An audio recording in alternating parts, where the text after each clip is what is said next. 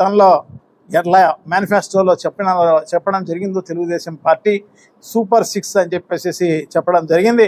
So తప్పకుండా దాన్ని అమలు చేయాలా అని చెప్పేసి గట్టిగా వైఎస్ఆర్ కాంగ్రెస్ పార్టీ డిమాండ్ చేస్తోంది అని చెప్పేసి తెలియజేసుకుంటున్నాం అన్నమాట.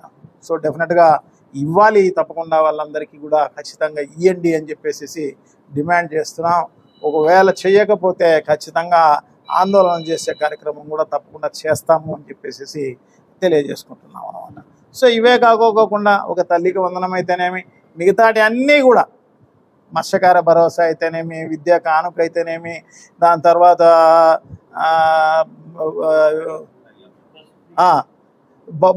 ఇవన్నీ కూడా జగన్మోహన్ రెడ్డి గారు ఉండింటే, అమ్మఒడి అయితేనేమి, ఇవన్నీ కూడా ఖచ్చితంగా టైంలో అందరికీ ఇచ్చి ఉండు అన్నమాట. సో అవన్నీ కూడా ప్రజలకు చేరి ఉండు.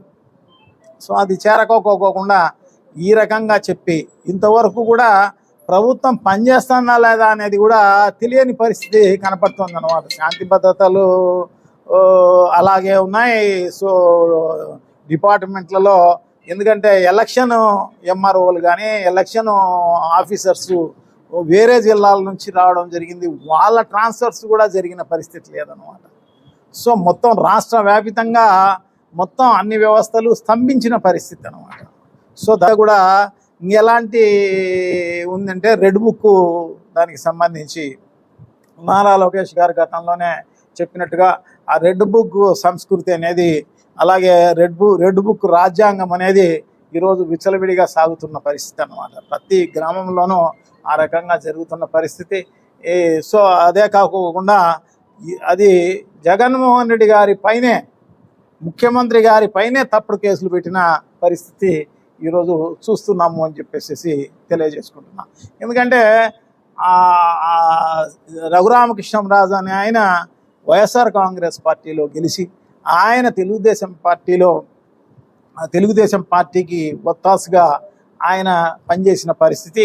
సో జగన్మోహన్ రెడ్డి గారిని ప్రతిరోజు హేళనగా మాట్లాడడం, ప్రతిరోజు అబ్యూజింగ్గా మాట్లాడే కార్యక్రమం అంతా కూడా చేస్తున్న పరిస్థితి ఉంది. కాబట్టి సో అప్పుడు పెట్టిన ఆ కేసు, అప్పుడు దానికోసం కేసు పెట్టడం జరిగిందనమాట. సో దాన్ని ఆయనను హైదరాబాద్లో అరెస్ట్ చేసేసి గుంటూరుకు తీసుకుపోయిన పరిస్థితుల్లో నాకు ఆ పోలీసులు వల్ల నాకు హరాస్మెంట్ జరిగింది, నన్ను ఇబ్బంది పెట్టడం జరిగింది, నన్ను ఇంకా హింసించడం జరిగింది, అది ఇదని చెప్పేసి ఆ రోజు హైకోర్టులో 3rd డిగ్రీ ఉపయోగించినారు అని చెప్పేసి ఒక ఎంపీగా ఉన్న ఆయన పైన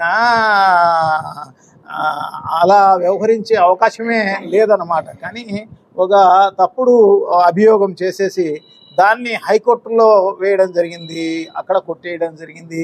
సో దాన్ని సుప్రీంకోర్టులో వేయడం జరిగింది, అక్కడ కూడా కొట్టేయడం జరిగింది.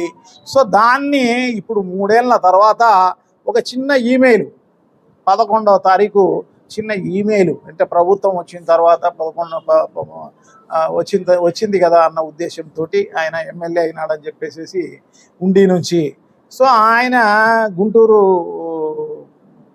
ఎస్పీ గారికి ఈమెయిల్ ద్వారా 11వ తారీఖు పెట్టడం జరిగింది. సో దానిపైన అధికారులు లీగల్ ఒపీనియన్ తీసుకున్నాము అని చెప్పేసి చెప్తున్నారు అన్నమాట. ఆ లీగల్ ఒపీనియన్ ఎప్పుడు వచ్చింది? 10వ తారీఖే వచ్చింది. అంటే ఈయన ఈమెయిల్ ద్వారా కంప్లైంట్ మరుసటి రోజు వస్తుందని చెప్పేసి వీళ్ళు ఏమన్నా కలగన్నారా, ఏమన్నా ఇంకేమన్నా జరిగిందా?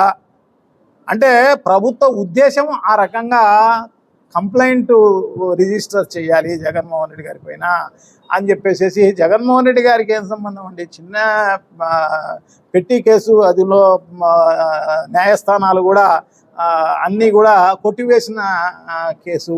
అటువంటి దాన్ని ముఖ్యమంత్రి గారికి ఏం సంబంధం? ముఖ్యమంత్రి గారితో పాటు ఈ ఐపీఎస్ అధికారుల పైన, డాక్టర్ పైన, వీళ్ళందరిపైన కంప్లైంట్ పెట్టడం జరిగింది. దానిపైన ఆగమేఘాల మీద ఆ కేసు రిజిస్టర్ చేసిన పరిస్థితి అన్నమాట. సో తప్పకుండా దీన్ని ఖచ్చితంగా ఖండించాల్సిన అవసరం తప్పకుండా ఉంది. ఎందుకంటే కోర్టులను కూడా దృష్టిలో పెట్టుకోకుండా ఆ రకంగా కేసు బుక్ చేసిన పరిస్థితి అన్నమాట.